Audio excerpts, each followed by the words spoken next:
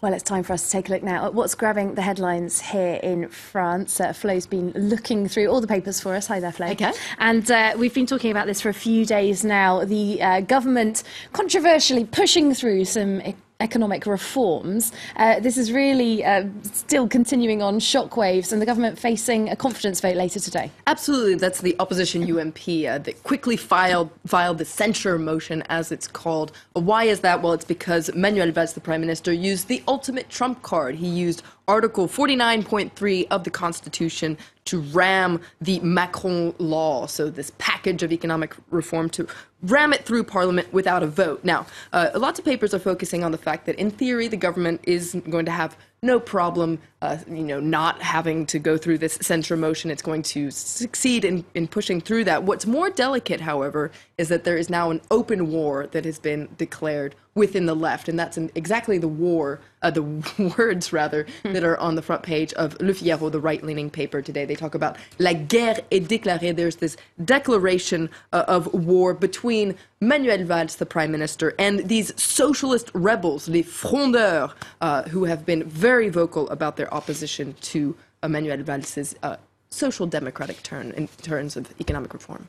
And this is the first big reform that the government's faced this sort of major internal opposition on. And of course, this constitutional device they use to push them through, it can't be used every day, can it? Can the government still push through other reforms, or is there too much opposition? Well, that's the big question today. In fact, that's what La Croix, the Christian paper, is focusing on their front page today. Can Manuel Valls still reform? La Croix is a little bit skeptical and says that this internal war that we're seeing within the left is probably going to monopolize the government's attention. And on top of that, just the way that things work, because there's so much opposition, it's perhaps the government is actually not going to be able to reform. Le Figaro, the right-leaning paper, is even more categorical in its editorial. It says, François Hollande's 5-year presidential term is over. Don't expect any kind of action until the next presidential election. And in the meantime, France is going to be in a vegetative state. And L'Opinion agrees. That's a pro-business paper. It says don't count on the government getting any work done in the next coming months. Instead, what we're going to be seeing is a fight against the so-called bad spirits within the left. And in fact, L'Opinion really lashes out against this return to clans within the left, this cynical political calculating that's going on right now. All this is very far from the so-called spirit of January 11th. That's when there was this massive show of political unity in the wake of the Charlie Hebdo attacks. Well, what do the left-wing papers themselves make of it all then? Well, let's take a look at L'Humanité. That's a communist paper. It's very critical of the government, but for different reasons. It's critical of Manuel Valls for muscling his way through Parliament without his majority by using this 49.3 trump card. The government is really acting like an arrogant bully. That's what L'Humanité says. It's obstinately pushing forward with this pro-business turn and pretty much beating up anybody who is opposed to its policy. And Libération focuses on what's happening in Parliament, actually, and quotes one socialist MP who says that the witch hunt has begun. There have been calls within the Socialist Party to sanction these rebels, to settle the score, if you will. They can't get in our way every time they want. They need to get lost. That's what one of them said. But then these socialist rebels, they're not worried at all. And Libération quotes another one of these socialist rebels who said, what are they going to do? Are they going to kick us out of their own camp? They need us.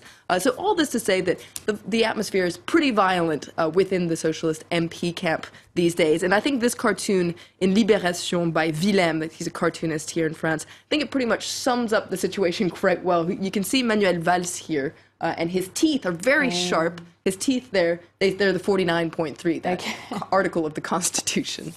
It's really coming down to an ideological dispute, isn't it, for the socialists? Let's move on to another story that's grabbed a lot of attention, not just here in France, in fact, particularly over in the United Kingdom. We're talking about some football fans, supporters of Chelsea, who were caught on video making a racist chant on the Paris metro on Tuesday and pushing a black man off a metro train. That's right. Now, this is a viral video. It's gone viral. It's gotten a lot of attention. It happened right in the center of Paris. It happened at the Richelieu-Drouot. If you know Paris, it's right in the center of Paris. So it was on Tuesday, right before the game between PSG and Chelsea. as you said, you can see these fans pushing a black man off the metro. You can also hear them chanting, we're racist, that's the way we like it. This has really sparked widespread condemnation here in France. Also, as you said, in the UK, where it's getting a lot of attention. Now, it is getting attention here in France as well, mainly factual articles. This is an article in Le Point, which actually quotes one of the fans who was on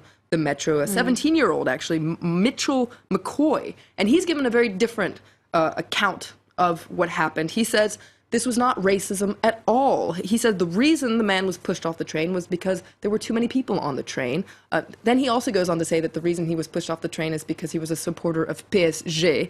And as for the song, he says it wasn't a racist song. It was actually about the captain, John Terry. So a very, very different take on events that's getting a lot of attention. Absolutely. Very controversial events. And we will be speaking to a guest from the UK a bit later on in the programme about this. So thanks very much for now, Flo Villamino. He'll be back later on as well with a look through the international papers for us.